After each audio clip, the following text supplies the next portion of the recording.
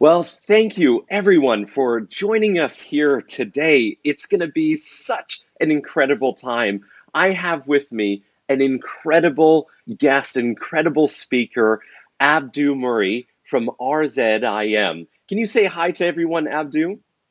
Hey everyone. Hi Alonzo. How are you? I'm doing good. How are you doing, bro? I'm doing great, thanks. It's a Well, little bit weird lately, but I'm doing well. yeah, that's right. I concur. Well, thank you so much for joining us here today. It's really an honor and a privilege to have this time with you. And everyone, you are in for a real treat for the next 60 minutes or so, because we're going to be diving into Abdu's new book that he co-authored with Ravi Zacharias, and it's going to be spectacular. But before we get into that, let me just introduce Abdu, just in case some of you aren't familiar with him. Abdu is an international speaker. He's an author, an award-winning lawyer. He's the host of a brand new podcast called The Defense Rests, which we'll get to in a little bit as well. He has appeared as a guest on a number of radio shows, including the Eric Metaxas Show, television programs. He's the senior vice president of the Ravi Zacharias International Ministry and has an amazing wife and kids. So with all of that sort of resume, as you can probably tell, he's a guy with lots of free time and lots of free time on his hands. I'm just kidding. But Abdu, seriously, I'm so excited to be speaking to you today about this book that you just finished co-authoring with Ravi Zacharias, and it's entitled "Seeing Jesus from the East: A Fresh Look at History's Most Influential Figure." That's such a great title, by the way. And Mm. so, just for some of the folks that don't know you that are watching right now, can you just tell us a little bit about your background? Absolutely, I'd be happy to. And thanks, Alonzo, for the space here to talk about this stuff. I was raised in the Detroit, Michigan area. Still live in the Detroit, Michigan area, and I come from a Muslim background. My heritage is Lebanese. I do have some European blood in me as well, but my heritage was almost exclusively, Lebanese in terms of its cultural influences, and my religious background was Islamic. I was a Muslim up until the age of 27. After a 9-year journey of looking into, the history, the philosophy, the theology, and the credibility of the Bible itself and the Christian message. I struggled with it for quite some time, not wanting it to be true, but eventually finding it to be so intellectually compelling and also existentially compelling that I gave my life to it. And as you said, I'm trained as a trial lawyer. So I took my love of how people think, which is part of my undergraduate degree in psychology, married it with my love of evidence and argumentation, which is my lawyer training, put those two things together, and out pops an evangelist, apologist, someone who wants to defend the Christian faith using evidence, but communicate it in a way that actually speaks to the heart of the mind, much like a therapist would. But understanding people have deep-seated questions that aren't just intellectual, nor are they just emotional. We're not just Mr. Spock. We're also, and nor are we crying babies. We're a mixture of both the emotionally fulfilled or fulfilling seeking people, but also intellectual fulfillment seeking people. And so when you put those two things together, I think that you have a tremendous message. So I've dedicated my life to that message ever since I became a Christian in the year 2000. Abdu, that's phenomenal, man. What a great composite that you are of the argumentation and recognizing that there's somebody behind that question and really reaching the heart as well as the mind. This work as an apologist evangelist must take you into some interesting settings. Where are some of the places that you've been recently? In light of what's going on recently, I haven't been a whole lot of places. I just finished up actually a live stream with Doctors Joe Vitale and Vince Vitale at our headquarters in Atlanta on where is God in the coronavirus. And I flew down there. And if you want to be socially isolated, get on a plane. No one's on a plane. And I flew down there, relatively isolated, and did a live stream to an empty auditorium on that message about where is God in the midst of all this. But before that, I had the tremendous pleasure of being extremely busy. Not only I engaged with some events of my own, having come back from Sri Lanka, doing some speaking there and some filming for the video curriculum for Jesus from the East, which was filmed with Ravi. And I'll tell you one thing. Let me just say this. one of the highlights of my life will always be standing in a market, a busy Eastern market, with Ravi Zacharias in his element, in the place where he grew up, and he smelled the smells and heard the sounds, and talking on ministry and apologetics and the Eastern and the Western mindsets and the credibility of the gospel. And he had a spring in his step, and we were running around the whole place. We were visiting various temples, Buddhist temples, Hindu areas, you name it. So that took me to a really interesting place. But obviously with Ravi's health issues and his challenges lately, someone needed to take up some of the invitations that he's done. So I went from there in Sri Lanka back home to Winnipeg, which, talk about differences in temperature. I think the temperature difference was 100 degrees Fahrenheit of difference from where I was in the east to Winnipeg itself. Did Missions Fest there, went to Nashville to speak at the NRB convention in Ravi's place, and also Little Rock, Arkansas, some time in Florida as well. But Ravi and I just did a major university open forum at the University of Miami. So I have seen every climate this globe has to offer in the past few months. And now I find myself experiencing the quite controlled sort of artificial air of the furnace and the air conditioning in my own home. That's so great, Abdu. Thank you so much for sharing. Obviously, I feel like out of all of those climates, Winnipeg probably wins out of all of those different ones. But I was just there not too long ago, and yeah, the struggle is real. So I have just out of that, I think two questions that audience members that are watching right now are asking is the following, because you've already authored several books before. Apocalypse Later, Grand Central Questions, Saving Truth, which were all phenomenal books.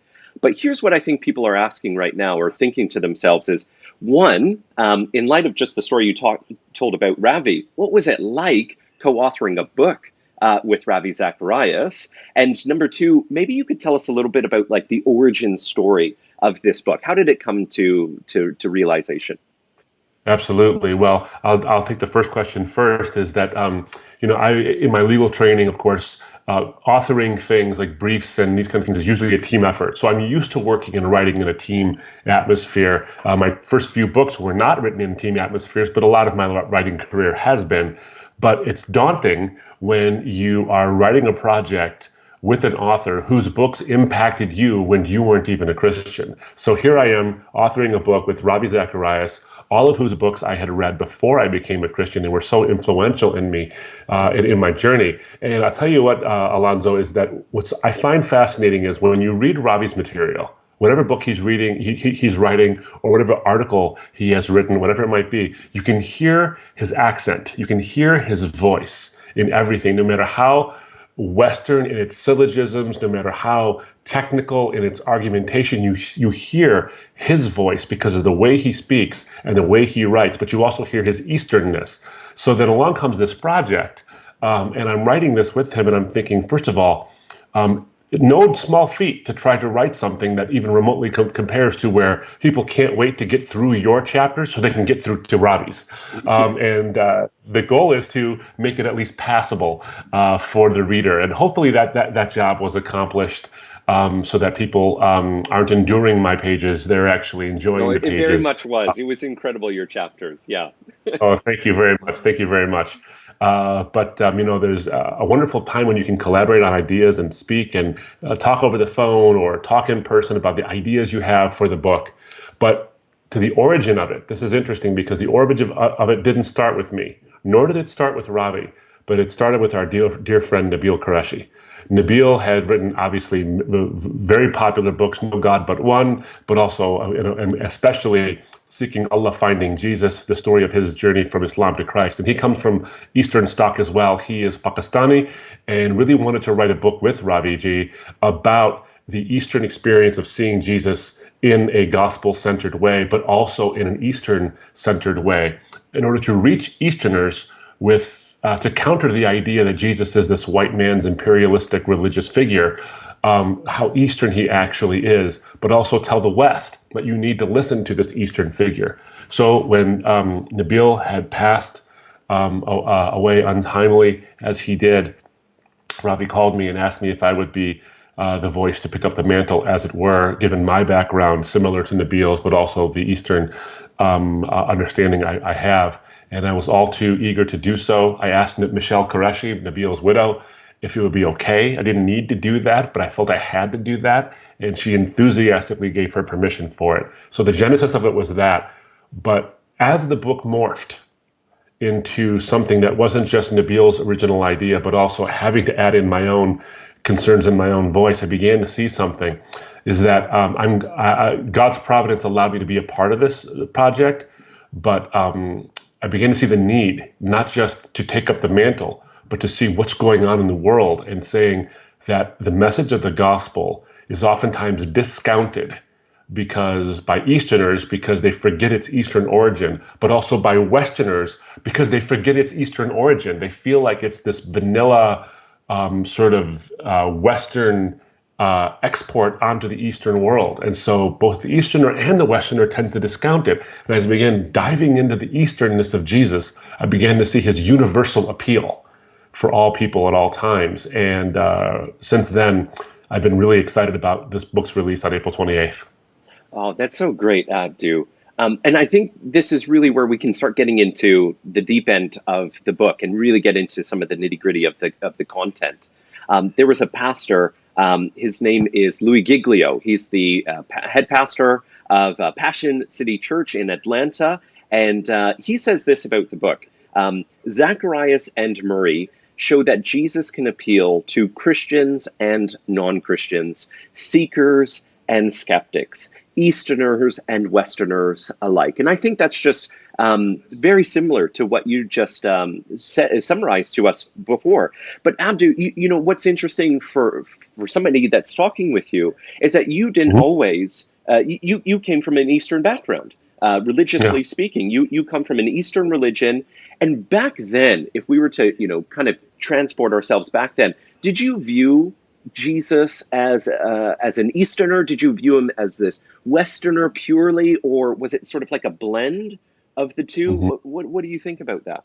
Given my Eastern background and the religion of my birth, in Islam, Jesus figures prominently. I mean, he is a major prophet in the Muslim tradition.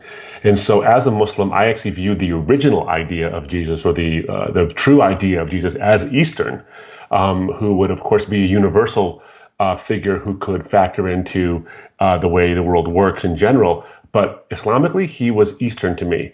What I viewed about Christianity, at least until I began to study it, was a caricature of Jesus, that he was westernized, that he was made to be very vanilla for Western consumption. And so they took the original Jesus, who was very Eastern, and packaged him for Western consumption. The Romans did it. And then, of course, that followed, of course, when the Westerners, who are the Anglos in the United States, got a hold of him, put him in Hollywood, and made him into a Western figure. What's fascinating about that is that as I began to study Jesus in the Bible, in order to debunk it as a false book that brings false ideas, false theology, and a false picture of Jesus, I began to see his Easternness all the more clearly, actually, because there's personality there, there's story involved. You know, Islam does have a portrait of Jesus, but the portrait is very much argumentation. He's always telling you who he isn't, as it were. But in the gospel, Jesus has a fully orbed birth narrative. There is a fully orbed, there's even references to him in his adolescent years. And then, of course, there's a gulf there of what we know about him. But in his public ministry, it's laced with Eastern ideas. It's laced with an Eastern tang, as it were. There's garlic, there's olive oil, there's cumin in what he says. There's the smells of what I hear. There's the smells of the encounters he has. There's the bustle I can hear as well throughout everything that he's doing. And so I began to see his Easternness more and more in the pages of the Bible, the very book I was trying to deny. And seeing his attractiveness. And there were parable upon parable where I said, this is exactly the way an Easterner would talk. But here's the kicker, Alonzo, is that now that I've studied the Bible and I've taken a look at various world religions and views, and I live in the West, so I have this Eastern and Western perspective, I don't see Jesus as an Eastern figure only. I continue to see him as a blend, but now as a true blend, an Easterner who has influenced the West in such profound ways. An Easterner who loved tradition, but who also bucked tradition whenever it trampled on the rights of the individual. So you can see the Eastern-Western mix there, right? As an Easterner, he cared about community. He cared about the ideas of honor and shame and these kind of things. But he would go against the traditions of his time when he knew that it trampled upon the individuality of a certain person's life or their individual value. So the Easterner cares about the collective. And that's true, and we should. The Westerner cares about individuality and individualism, and we should. But Jesus takes a balanced look at both and says the collective is important, but not at the expense of the individual, but the individual's rights are important, but not at the expense of the collective. And he merges them both. And now I see him truly as an Eastern and a Western figure. Wow. That's such a helpful explanation of how you're viewing Jesus. One of the components I love the most about seeing Jesus from the East is the deep appreciation for both the beauty and the power of story. And you had just mentioned Jesus's, his parables. He was often speaking in story and employing story. And I think that you and Ravi talk about how important it is traditionally, culturally, personally, story. Can you explain to the audience that's watching right now the use of story to communicate truths in the Eastern, Middle Eastern religions? Absolutely. And Ravi is a master at telling a story, and he opens up a lot of his thoughts in the book with rich story. He draws from Eastern stories, but also makes parallels to Western stories. And I was tasked with the responsibility of writing the chapter on the parables. And so you see story throughout the entire book, but then Jesus tells, he teaches us certain lessons that are rich in philosophy, rich in theology, but he uses the method of story. It's an incredibly important part of the Eastern mindset. I don't think I've ever learned a valuable lesson in life, even seemingly trivial lessons in life, like how to buy the right pair of shoes, or how to shave, or whatever it might be, from the culture in which I grew up, without some kind of a parable, story, or an idiom to explain the what seemingly mundane, dry information. You liven it up with story, and it comes to life. And one of the things I think is important, and we do this in the West too, but we just don't give it the same level of prominence that we do in the East, is that it's one thing to have truths communicated either syllogistically, through argumentations, through a set of premises that logically link to a conclusion, and that's wonderful, and we do that. And we have propositional truths as well, and empirical claims, and we need that, of course, but that is how we discover truth. Stories are not how we discover truth. Stories are how we convey truth, but more than that, stories are actually the way in which we determine our relationship to the truth. So it's one thing to intellectually assent to a set of principles or a set of propositions.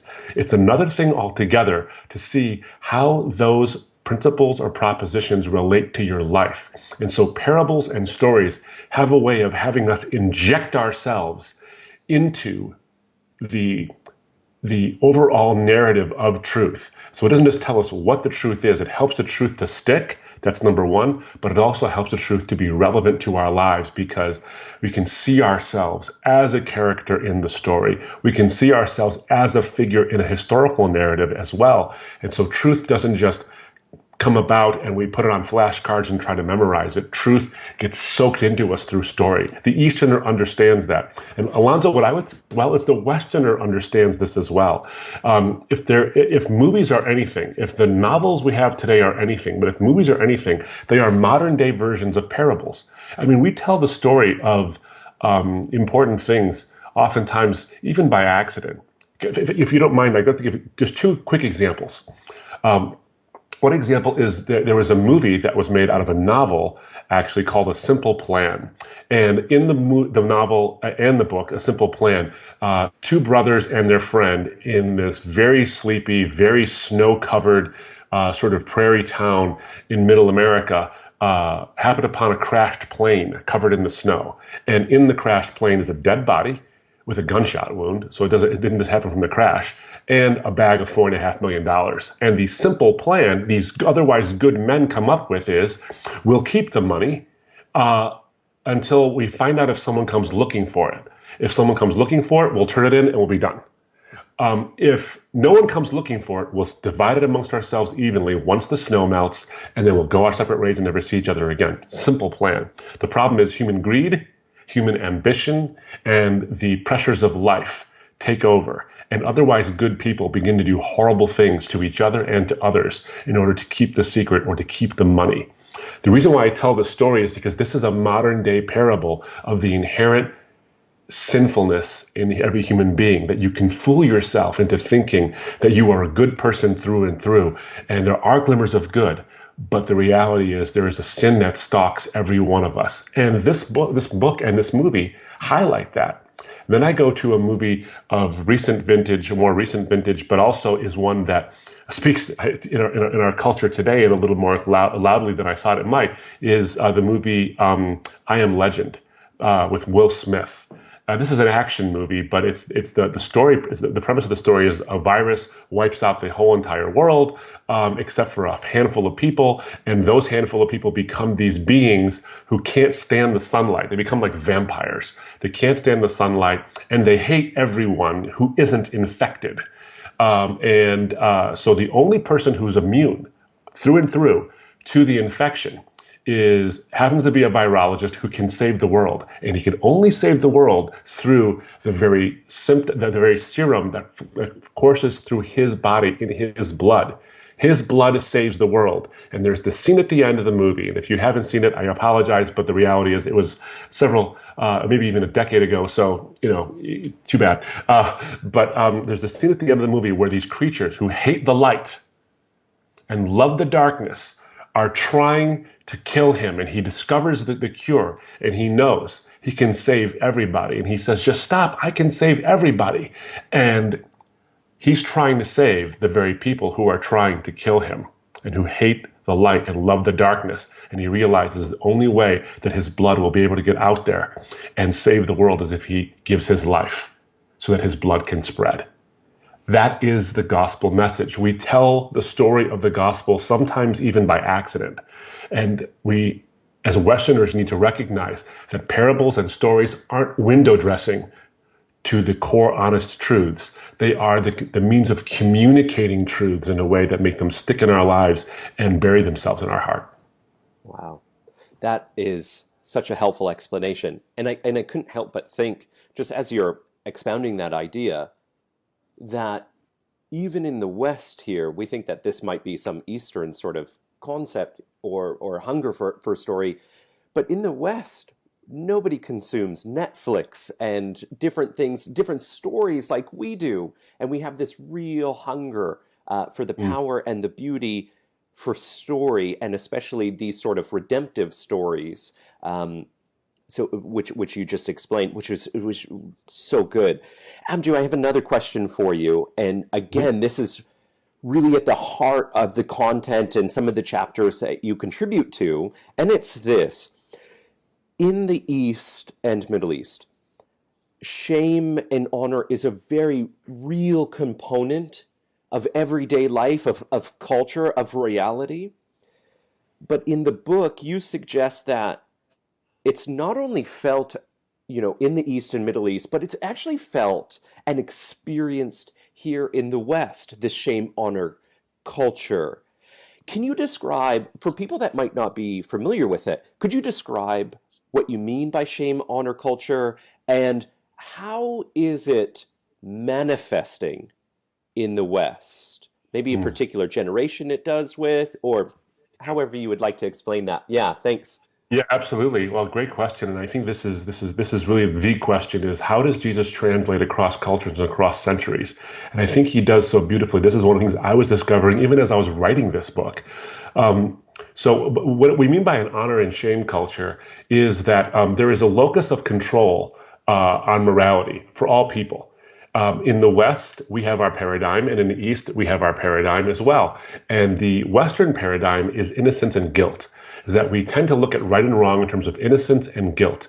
If I do something wrong, it is not I who have become bad, it's my actions that are bad. And there's an internal sense of a conscience that sort of impels me to either want to confess the wrong I've done or want to make amends for the wrong I've done. And that is the internal locus of control when it comes to enforcement of morality. In the East, they're no less moral, obviously. In fact, I would say in some senses, they have a heightened sense of morality, but the locus of control of morality is external, such that the community actually sort of enforces morality. It self-polices in this sense. So if I've done something shameful or something wrong, what I worry about is not being discovered because I've done something wrong. I'm worried about being discovered because I will have become someone wrong in the eyes of the community, because the collective is important and my actions impact the collective, whether it's family, whether it's friends, whether it's my job or community, whatever it might be. So the fear of shame and being seen as in a poor light in the community keeps me from doing something wrong. But on the converse side, if I do something wrong, I'll try to keep it away from other if eventually, if one other person knows, well, that will impel me to want to confess that or try to make amends. But here's the fundamental distinction between the two. They're both just as moral in terms of their systems. There's an external locus of control, whether it's internal for the Westerner or external for the Easterner in terms of the collective. But shame is not a bad thing always, neither Easterner nor Western, because shame can keep us from wanting to do shameful things. You know, the phrase, have you no shame? In other words, have you no sense of right and wrong in this particular instance? That's an Eastern and a Western thing. But the difference between the two is that in the West, in an innocence guilt culture, if you do something wrong, you can do something to make amends. In an honor shame culture, when shame enters in, it's not guilt, it's shame. You don't do something wrong, you become someone wrong, which means you can't make amends. You need a new identity, whether it's from the culture or from something else. And that's why I think the gospel factors in. Now, what's beautiful about this, Alanzo, is that you begin to see the way in which the Bible speaks to both cultures at the same time. I mean, when you read Psalm 25, for example, you see innocence and guilt, which is a Western idea, or a Western, focus, because they both exist in both cultures. But you see a Western focus on innocence and guilt and an Eastern focus on honor and shame. Psalm 25, verses 2-3. Oh my God, in you I trust, the psalmist writes. Let me not be put to shame. Let not my enemies exult over me. Indeed, none who wait for you shall be put to shame. Just a few verses later, David says this. He couples freedom from shame with forgiveness of guilt. He says, for your name's sake, O Lord, pardon my guilt, for it is great. So you see a fear of shame and a desire to be delivered from shame, but also a desire to be free from guilt, to have innocence restored so honor can be there. That's in the same psalm. So you see the translation, not only from the Eastern, but also from the Western in the Psalms. Now, why this is important is because the West is becoming more and more like the East all the time, where we have an honor-shame mentality in the East where, for example, if you want to change your religious beliefs, if you want to buck tradition, as it were, that's considered a moral decision that affects the collective because it's considered a betrayal of your tradition. And therefore, there's a lot of incentive to not do that. And if you do it, you get ostracized sometimes, the family won't speak to you, they'll quote unquote cancel you. Well, what do we have in the West? We have this arising cancel culture where we no longer engage in reasoned debate on hot button issues, but you have to toe the party line. The cultural line says you must say this about such and such a topic. And if you don't, and if you happen to be a celebrity or a sports figure or an actor or a singer or even a common, one of us, you and me, what you'll do is you'll lose friends on social media. You might lose friends in actual life, and then they cancel you. They stop buying your albums. They stop going to your movies. They will completely try to shame you publicly. I mean, think about the way in which social media is used. We no longer just say, you know what, I'm going to take a reasoned approach to this and think maybe this person's right. No, they become a bigot, they become an phobe of some kind, or some kind of backwards thinking rube, whatever it might be, and we shame them out of it. So the West looks very much like the East, which means that we ought to take lessons from those who have been dealing with this issue for thousands and thousands of years, Easterners. So we often think that the East is catching up to the West in modernity, but the reality is the West is catching up to the East, and the East has been dealing with things for centuries. So maybe, just maybe, we ought to look at the example and the teaching of this timeless Easterner, Jesus of Nazareth, who has influenced people across the centuries, and maybe think, maybe he's not so out of touch after all. Maybe he's actually ahead of the game. That's really fascinating, Abdu, because I was just about to really ask about this. Because so many of us struggle. I'm thinking Gen X, Gen Z, it just seems to be this perennial problem and struggle, this thing of shame and this aspiration for the attainment of honor, of acceptance and significance and so on. How does the gospel of Jesus and his cross engage with our shame and honor struggles? Because lots of people not lots of people, some people that have identified a similar sort of issue within their literature, they touch on identifying the problem, but they have no resources in order to provide some sort of solution. I'm curious to know, and your book goes into this so well, so I would love for our audience to hear it. How does the gospel of Jesus and the cross engage with our shame and honor struggles? Boy, there's so much to that, and it's so important of a question, but which is why we wrote a whole book on it. And so rather than give you the whole book, let me just give you a sort of a Cliff's Notes snippet of what it's all about. Is when you look at, you mentioned generations, Gen Z, Gen X, Gen Y, the millennials, you name it. Across this, you can find these little, they're not even so little, these stories of people across each particular generation who has been driven to almost end their life, or maybe someone who tragically has ended their life because of the pervasiveness of shame heaped on them, either internally on themselves or publicly as well. And Jesus addresses both. I mean, one only needs to think of the Clinton-Lewinsky scandal of the 90s, where Bill Clinton obviously had an affair with a young intern, and it became a national scandal. It became an issue of whether or not he should remain in office and all these kind of things. And he made that statement. He says, "I did not have sexual relations with that woman." Then he pauses and says, "Miss Lewinsky?" Well, I watched a video, it was a TED Talk that Miss Lewinsky actually gave on this whole thing and what almost drove her to suicide. It wasn't the career issues. It wasn't all that. It was the sense of shame being brought upon her by the public. And this is before social media. And she put this statement. She says, "I was branded as a tramp, a tart, a few other things. And of course, that woman," which is interesting. Why does that woman stand out to her so much? It's because I think the other perpetrator who was a part of this and who got away essentially scot-free was so willing to dismiss her as a person without a name. He had to pause before he said her name. She said, "I was seen by many, but actually known by few." And I get it. It was easy to forget that that woman was dimensional, had a soul, and was once unbroken. So you can see from the 90s and in Bleeding Over, and she talks about what we have now as this culture of shame or this culture of humiliation, online and otherwise as well. So I think that what the gospel does is it speaks into these things both collectively in terms of the communal issues of shame, but also personally. So you take two stories. You take John chapter 9, where there's a young man who's born blind, and Jesus heals the man by making mud and putting it on the man's eyes, and he becomes able to see. Jesus didn't need to do that. He didn't need to make mud to do it.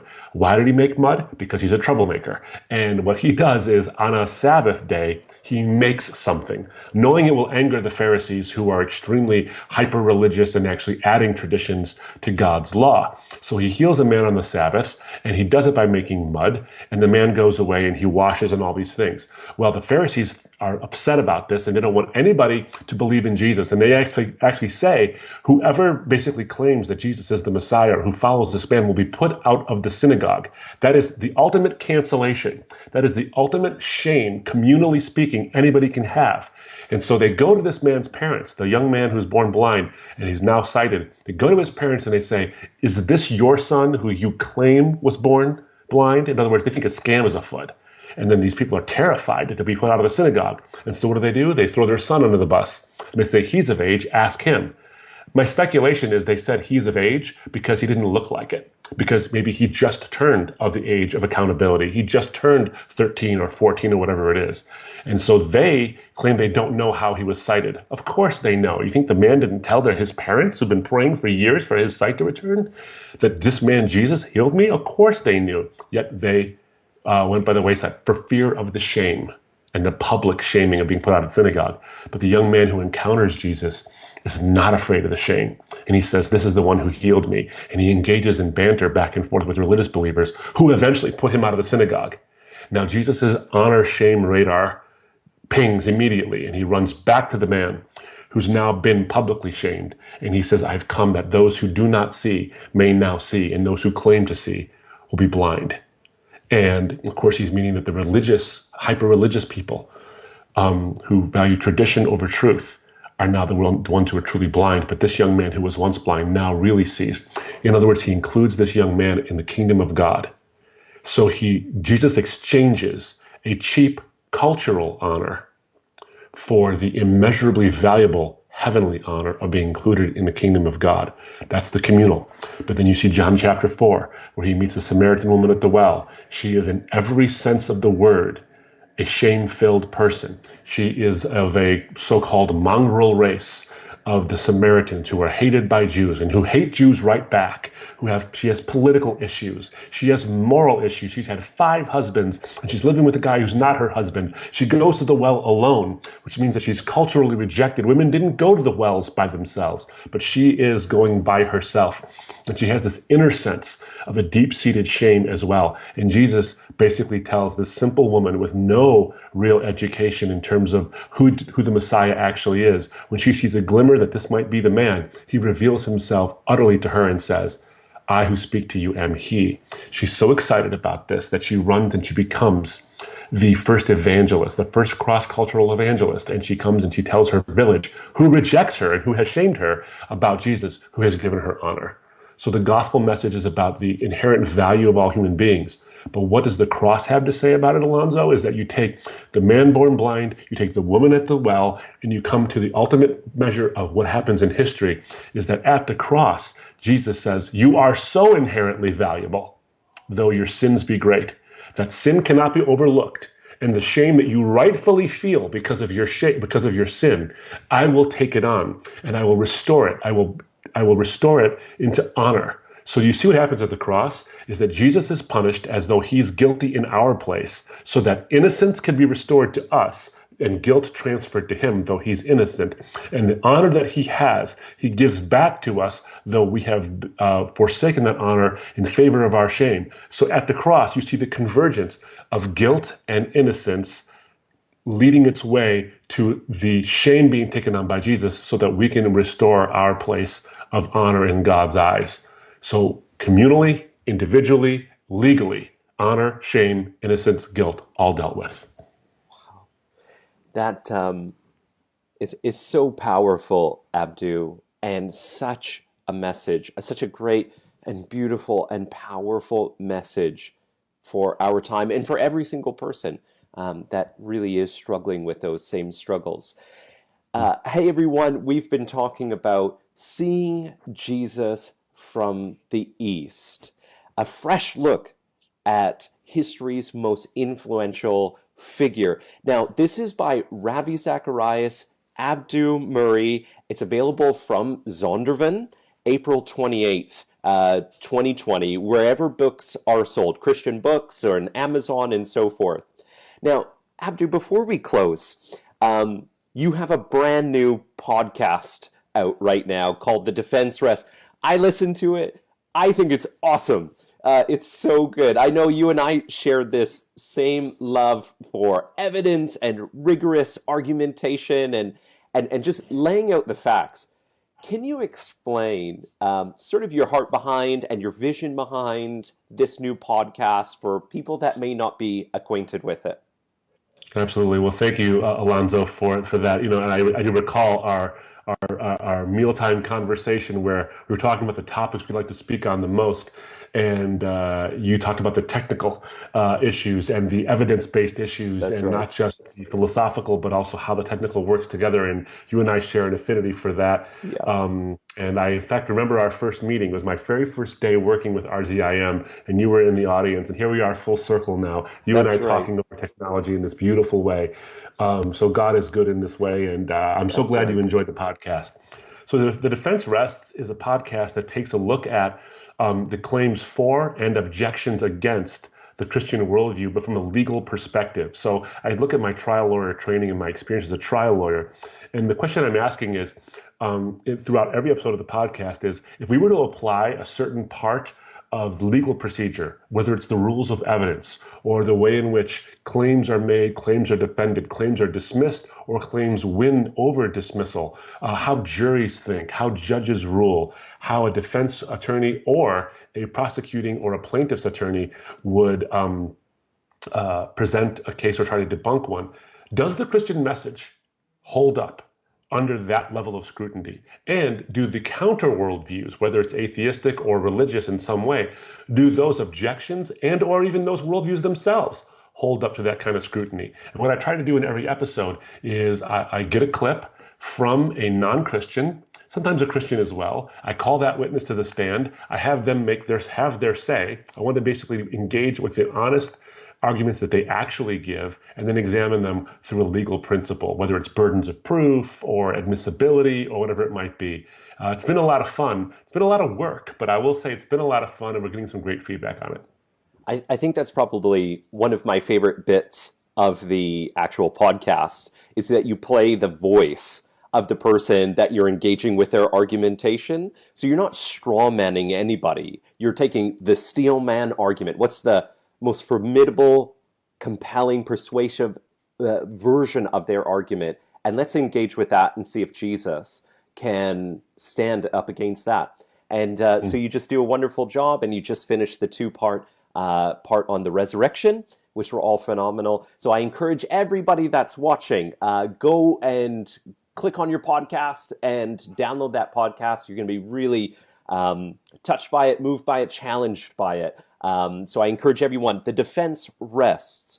Abdu, just before we close, what's next for you, bro? What do you have in your schedule? Where will you be speaking to? Perhaps it's a live cast, and do you have some more books? Yeah. In the pipe. What do you got going on, man? Yeah, well, the chief thing occupying my time now with this shelter in place kind of a thing is writing the next one. And the tentative title right now is Not a White Man's Religion, How Christianity is Not White, Not Male-Centered, and More Than Religion, sort of responding to the Christianity's inherently racist, sexist, and judgmental objections, to see the surprising ways and even the not so surprising ways in which the Bible not only affirms ethnicity and the value of every human being, but also transcends the idea of gender and infuses women and men equally with value, and then gets us past a judgmental attitude where we have a hypocrisy.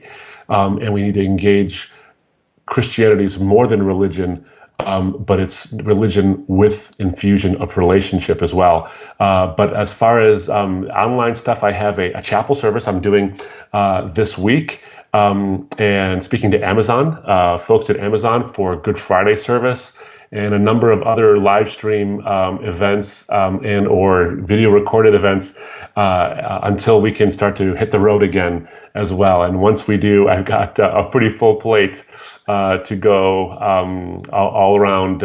Boy, it'll be quite a bit of traversing the North American continent, but also environs outside of that. Well, that's great, Abdu.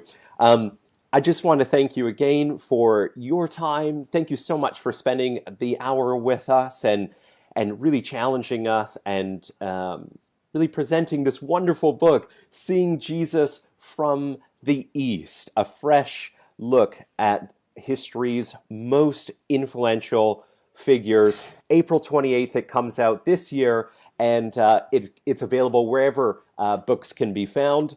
Now, if you want to find out more about Abdu, the Ravi Zacharias, the entire RZIM team, please visit us at rzim.org.